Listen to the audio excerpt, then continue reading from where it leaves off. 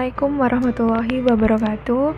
Yang terhormat Bapak Fajar Saiful Akbar, SE, MAKS, CTC, selaku dosen pengampu mata kuliah Akuntansi Sektor Publik kelas E, dan teman-teman yang menyimak materi kali ini. Pada kesempatan kali ini, kami dari kelompok 6 akan menyajikan materi bab 12 yang berjudul Pelaporan Keuangan Organisasi Non-Profit. Sebelumnya, izinkan kami memperkenalkan diri terlebih dahulu. Yang pertama, Nurul Hidayah dengan NPM akhir 173. Kedua, Selin Manisa dengan NPM akhir 188. Ketiga, Syafira Kartika Rahmah dengan NPM akhir 313. Keempat, Alma Atifabian dengan NPM akhir 314. Kelima, Dita Rahmalia Ayuning Tias dengan NPM akhir 317. Dan keenam, Atalia Rahmadani Afandi dengan NPM akhir 322. Standar Pelaporan Keuangan Organisasi Non-Profit. Ikatan Akuntan Indonesia atau IAI menerbitkan Pernyataan Standar Akuntansi Keuangan Nomor 45 tentang Pelaporan Keuangan Organisasi Nirlaba. Dalam PSAK tersebut menguraikan tentang tujuan pelaporan keuangan. PSAK nomor 45 memberikan pengertian tujuan laporan keuangan organisasi nirlaba adalah untuk menyediakan informasi yang relevan untuk memenuhi kepentingan para penyumbang, anggota organisasi, kreditur, dan pihak lain yang menyediakan sumber daya bagi organisasi nirlaba. Sifat pembatasan dana. Dalam melakukan penyusunan laporan keuangan, memperhatikan sifat pembatasan dana. Yang pertama, pembatasan dana permanen, yaitu pembatasan penggunaan sumber daya yang ditetapkan oleh penyumbang agar sumber daya tersebut dipertahankan secara permanen, tetapi organisasi diizinkan untuk menggunakan sebagian atau semua penghasilan atau manfaat ekonomi lainnya yang berasal dari sumber daya tersebut. Yang kedua, pembatasan temporer adalah pembatasan penggunaan sumber daya oleh penyumbang yang menetapkan agar sumber daya tersebut dipertahankan sampai dengan periode tertentu atau sampai dengan terpenuhnya keadaan tertentu. Yang ketiga, sumber terikat. Sumber terikat adalah sumber daya yang penggunaannya dibatasi untuk tujuan tertentu oleh penyumbang. Pembatasan tersebut dapat bersifat permanen atau temporer. Dan yang terakhir, sumbangan tidak terikat. Sumbangan tidak terikat adalah sumber daya yang penggunaannya tidak dibatasi untuk tujuan tertentu oleh penyumbang.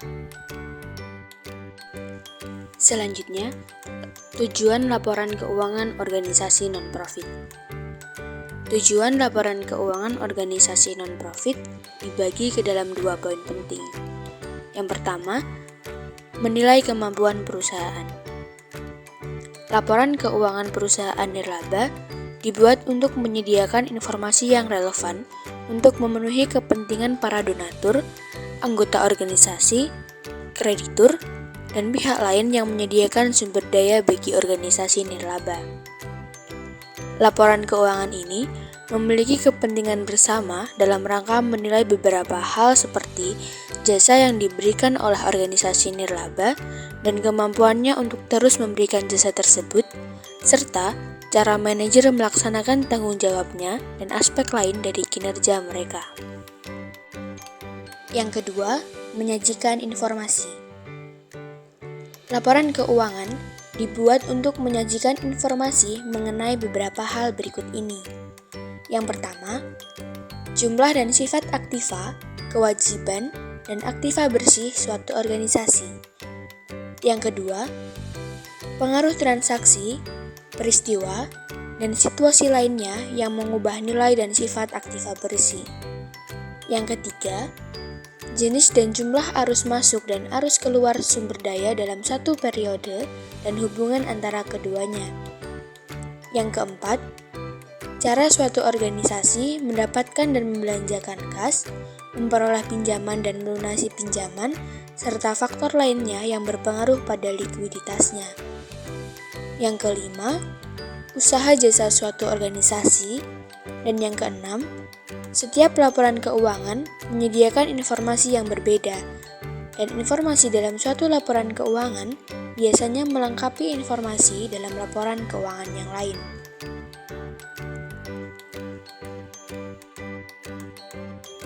Selanjutnya, pengguna laporan keuangan organisasi non-profit atau organisasi nirlaba. Kepentingan bersama para pengguna laporan keuangan organisasi nirlaba yaitu untuk menilai, yang pertama, jasa yang diberikan oleh organisasi nirlaba dan kemampuannya untuk terus memberikan jasa tersebut. Dan yang kedua, cara manajer melaksanakan tanggung jawabnya dan aspek kinerja manajer. Komponen laporan keuangan organisasi non-profit. Yang pertama, laporan posisi keuangan. Penggunaan bersama antara informasi dalam laporan posisi keuangan dengan pengungkapan dan informasi dalam laporan keuangan lainnya dapat membantu pihak-pihak lain yang bersangkutan untuk menilai. Yang pertama, kemampuan organisasi untuk memberikan jasa secara berkelanjutan.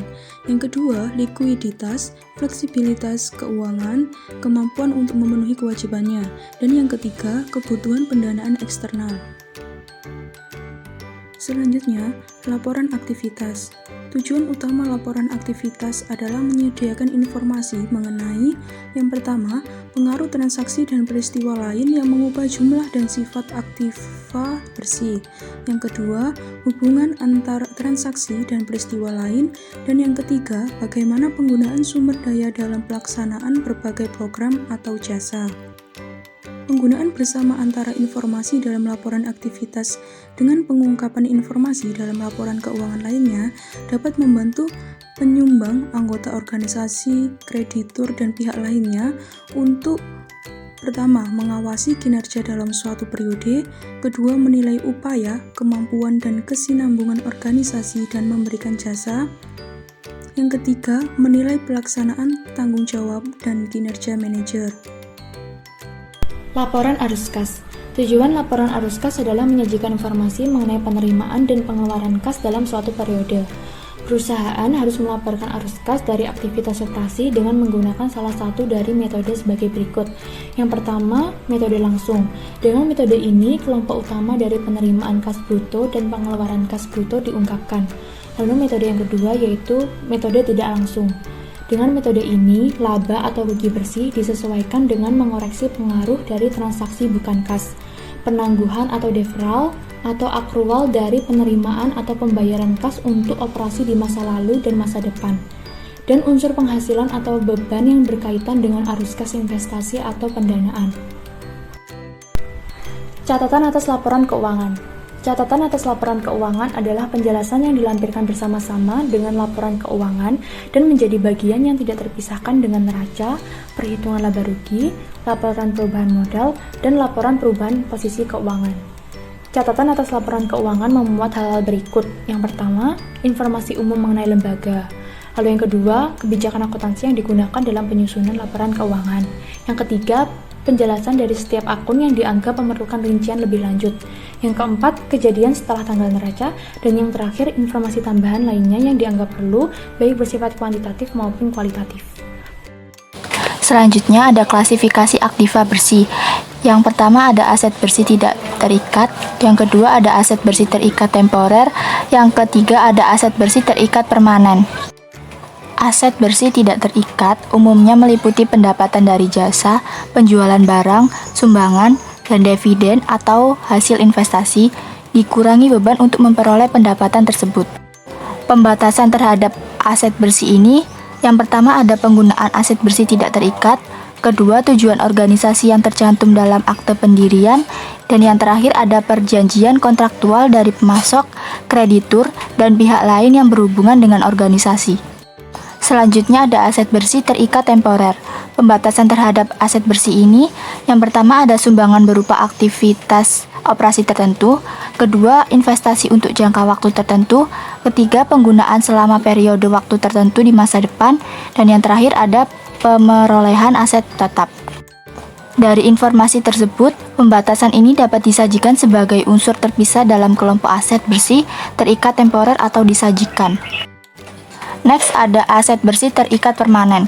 Pembatasan terhadap aset bersih ini, yang pertama ada aset seperti tanah atau karya seni yang disumbangkan untuk tujuan tertentu. Kedua, ada aset yang disumbangkan untuk investasi yang mendatangkan pendapatan secara permanen. Kedua jenis pembatasan tersebut dapat disajikan sebagai unsur terpisah dalam kelompok aset bersih yang penggunaannya dibatasi secara permanen atau disajikan dalam catatan atas laporan keuangan. Selanjutnya, isu-isu mengenai pelaporan keuangan organisasi non-profit.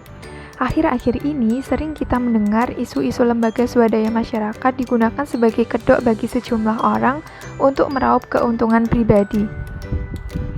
Mungkin Anda pernah menerima amplop atau kotak di bus umum yang mengatasnamakan panti asuhan tertentu. Namun, setelah ditelusuri, keberadaan panti tersebut tidak jelas. Hal tersebut merupakan salah satu contohnya. Selain itu, sebagai contoh konkret, pada tahun 2011 lalu, Panti Sosial Tresnaweda di Parepare, Sulawesi menjadi headline di berbagai media sosial. Betapa mirisnya, para penghuni disuguhi makanan basi oleh pengelola panti. Tak cukup sampai di situ, dikabarkan pula bahwa tempat huni yang tidak layak tinggal. Bahkan, redaksi yang mengabarkan mengatakan lebih nyaman di penjara daripada di panti sosial tersebut. Atas beberapa kasus dan ilustrasi yang telah disebutkan di atas, dirasa perlu dan hal tersebut merupakan suatu alasan mengapa laporan keuangan menjadi sangat penting. Selain itu, di Indonesia, perkembangan organisasi nirlaba cukup pesat, terutama di bidang keagamaan dan pendidikan. Gereja-gereja baru berdiri, lembaga infak yang semakin menjamur, dan meningkat pesatnya jumlah sekolah dari tingkat dasar hingga perguruan tinggi. Perkembangan tersebut terjadi karena kebutuhan masyarakat akan organisasi nirlaba berkembang pesat. Melalui perkembangan tersebut dan kemudahan akses informasi membuat publik sadar bagaimana organisasi nirlaba melakukan pengelolaan keuangan, bagaimana pemerintah sebagai regulator mengawasi kegiatan organisasi nirlaba.